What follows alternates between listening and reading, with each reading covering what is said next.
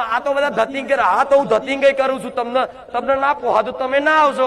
મારા ધતિંગ કરવામાં, મારા નાટક કરવામાં જો કદાચ લાખો લોકોનું ભલું થતું હોય અને મારા ભાવિ ભક્તોની અંદર એક હસી આવતી હોય, ખુશ બનતા હોય, તો આવા નાટક મને મેલેડી મંજૂર છે.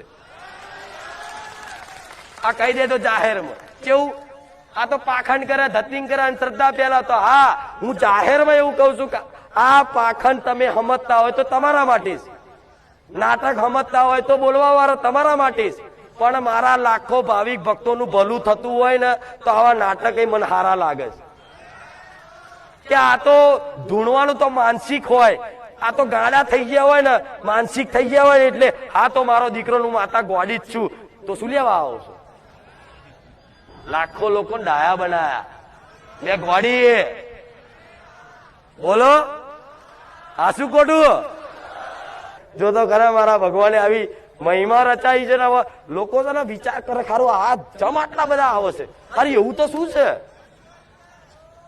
પણ મને જ દેખાય, હું તો બોલ બોલ કરું, બધું સાચું થઈ જાય છે. લો